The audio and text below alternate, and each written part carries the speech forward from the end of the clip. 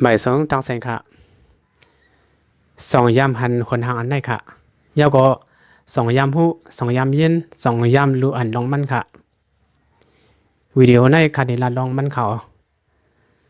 คนทางอันไหนพวกเขาค่ะกึ่งกลางตุ้ยไหนบันทางพุทธศาสนาโลโลเขากุยกามันนำใส่พุทธศาสนาปนนั้นมันเป็นเผยคนทางอันไหนซีมันได้ห้องว่ามหาวีระในเขามหาวีระอันวันไหนเสมอคริสเอาไปปอปี499อำนั้นก็540หมอกันได้ค่ะมันเกิดหันนาดีวันกุนดากามะเซตวันปีหาเมืองอินเดียนั่นเขาซื้อเมืองเลขห้องว่าหวนสามานะมันได้เปลี่ยนคือเจ้าคือคนก้อนหนึ่งซึ่งนางเจ้าสีทัดกุ้ยนางเก่าในไว้นั่นซื้อมันก็เรียกลายเป็นมหาวีระมันในก็มันมีนาเฮินกุ้ยกาลองมันมีนาเฮินในเขาคาติเลยหันตั้งหันถึงผู้คนคว้าเขาเตมีลองเปียกปึงกันไว้เขาในซุมศาสนาจีมเขาได้ว่ามหาวีระในเป็นหมากวยมันมีนาเฮินวันในสิตะกำนำได้ว่ามหาวีระในมีนาเฮินซื้อมีมันห้องว่านางยโสธยาเขามีลูกยิงคมกันก้อนหนึ่งซื้อลูกยิงมันห้องว่าปริยาดาชนะวันในเขาเมื่ออายุมันเลย30มันป่วยภาพยัด40โคของเงินคำเละลูกเมหีมันเขาเถินกว่าจ้างกันตั้งตื้อกันตะป้าในเขาตั้งตื้อกันมหาวีระในมันเฮาแห้งหนาป่นดีแล้วเนื่องเล็กได้ว่าอัตกิลมัทานุโยกาในเขาไล่จ้างกันพุทธเจ้าได้ยอมหนาก็มจะเข่งแข็งหนาป่นดีก็มจะเละสั่งว่าไล่จ้างกันพุทธเจ้าในเป็นไล่มิสมาบรีบดาเส้นดังสายกลางเป็นเส้นดังปานกลางในค่ะ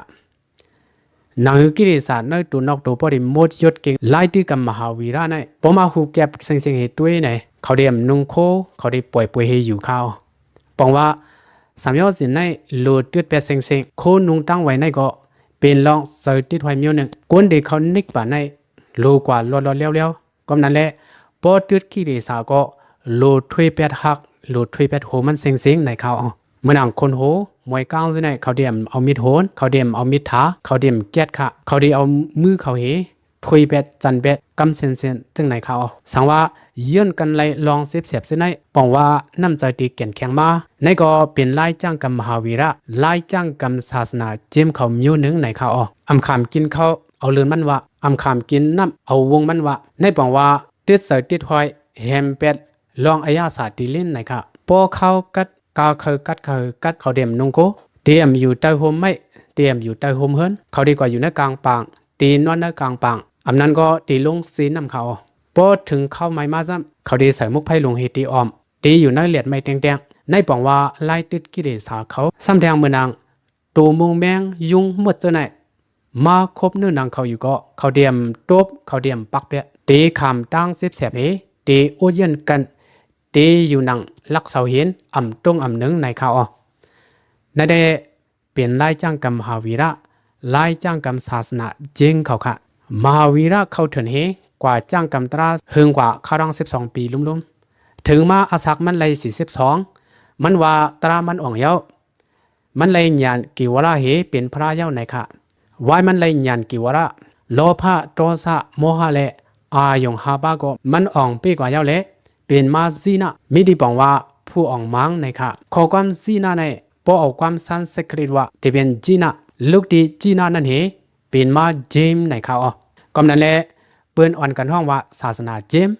มหาวีระในก็เปิ้นอ่อนกันห้องว่าพระเจมในค่ะตราอันมหาวีระเลหาข้อนี้เปิ้นได้อหิมสะยาคายแหมอสักเปิ้นได้สัจจะลาดความขอสิจะอสาติยะยาลักโคของเปิ้นเปียมาซาริยะเฮยยืนกันลองกรรมกงอบริกะฮะเฮยสุนเป็ดโคของอกษะตรามหาวิลาในตีหุบแก็บมันได้เป็นอันไหนกุ้ยเขาข้อหมายหนึ่งยาคาแหมอสักเปิ้นได้อันวันไหนเขาตื้อกำเค็งแห้งหนาป่วนดีไหนค่ะเมื่อนางมันเจ้าเจียมเขาในพวกเขาไปตั้งกูเหยียบเมียนมงแมงไหนแหละเขาได้ป้ายุปัตตาสีค่ะตีปัดเป็ดอ่อนตั้งเหสังไปกว่าเขาปัดเฮกว่า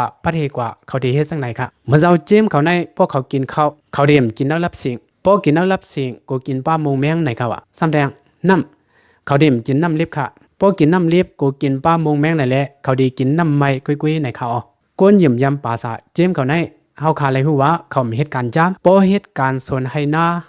กูกว่าเหยียบกูกว่าเอาตายแม่นมงแมงซื้ออันมีสายใจในเฮเขาดีออนกันเหตุการณ์กล้าขายกำน้ำกำนั้นแหละก้นหยิมยำปาสะเจมในเขาเป็นสัตเทผู้มักก้นมีกำน้ำวันไหนอ้อยาวก็ก้นหยิมยำปาสะเจมเขาในเขากินเนื้อปลาเขาได้กินผักสายสักลวดกุ้ยๆไหนค่ะตราศาสนาเจมในก็เบื่อมเลยเตรียมต่างไว้ในผืนจามซึ่งหนังพุทธปริกัดกำนั้นแหละเขาในเขามีผืนถ้ำซึ่งหนังพุทธปริกัดไหนค่ะจูกับเลกามในเหตั้งหันถึงเขาได้ว่าศาสนาอันวันในมีกุ้ยกาตีเกิดเป็นขึ้นก้นอยู่5อันวันนั้นได้สิชะเคยเปลี่ยนก็ตีสร้างเป็นไรอยู่เคยเปลี่ยนก็เตรียมเปลี่ยนไรวันไหนค่ะตั้งหลีกู้สู่อันเฮ็ดมือเหลียวในศาสนามาสั่งไว้ไรซ้ำกำนั้นแหละตั้งหันถึงกามอันศาสนาเจียมเขาหันและศาสนาพุทธเจ้าในมันเหมือนกันไหนค่ะศาสนาเจียมเขาว่าตาเฮอากุสุยิ้มเย็นในตันหาในตีจ้างเหตืดลิบตืดแหลง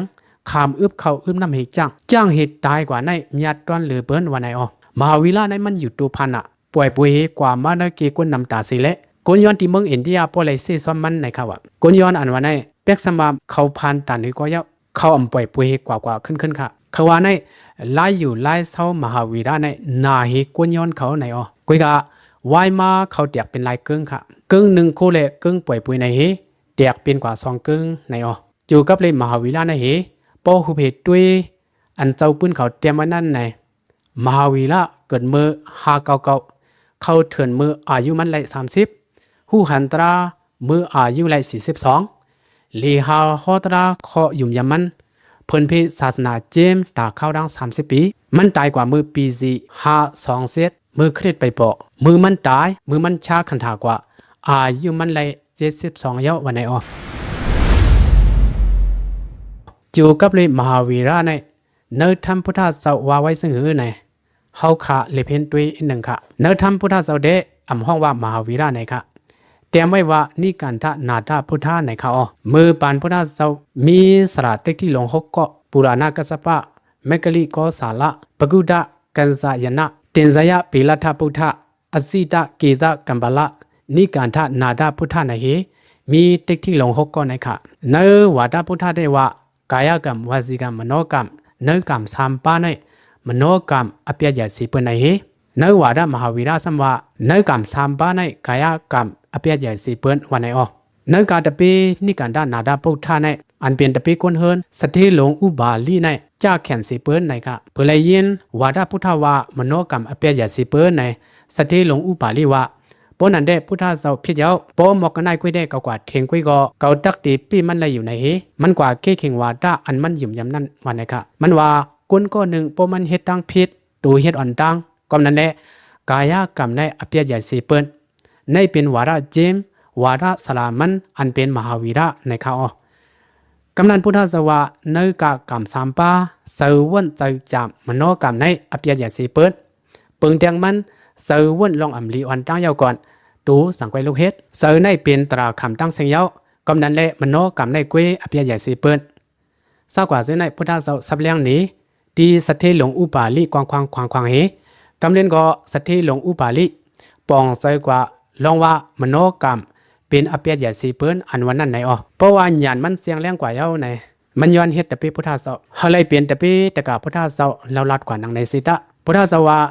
อุบาลีไว้สัทธิหลงซื้อเสียงอย่าซึ่งหนังเมื่อในตีเรียกเป็นภาษากือย้ำอันวันในอำเภอเพียวห้าว่นตุ้ยลีกว่าเล่ในพุทธเจ้าปันพังมันหนังไหนค่ะพุทธเจ้า10 ลาดแทงสั่งซึ่งว่าเมื่อเรียกเป็นภาษาเย้าสละอันเมื่อยำกือย้ำมาอันเป็นเหมือนเจ้าเจมส์นั่นเมื่ออย่าป่วยพาเป็ดเขาลุ่ม10 กำแถมลูด้านเหมือนเก่ากุ้ยเลยหน้าในพุทธเจ้าไว้นำใจกวางเฮสั่งสอนสติหลงอุปาลีหนังไหนวันไหนเพื่อเลยยินข่าวลองตะกามันอันเป็นสติหลงอุปาลีฮับคำเฮ็ดเป็นตะเปพุทธเจ้าเย้าใน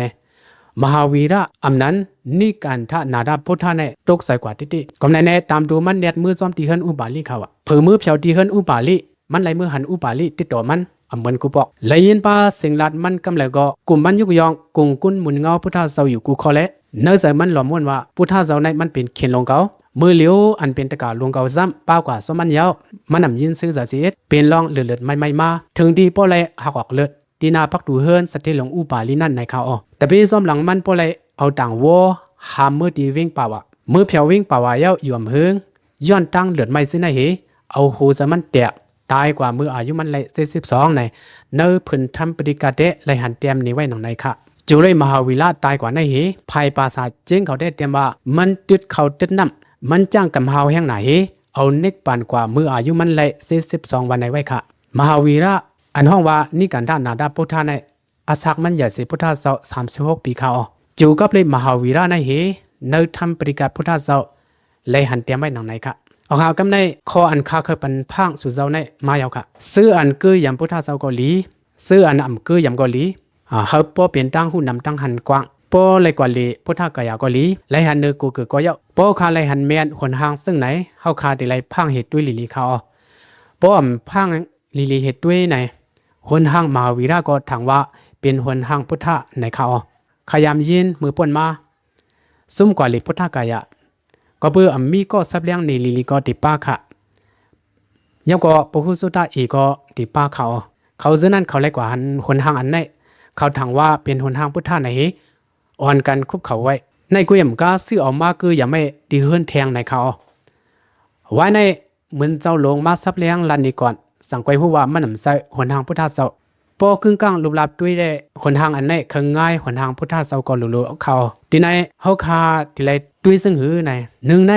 ปอเป็นหนหางพุทธะที่ไรหันนุงสังการห่มต้มไว้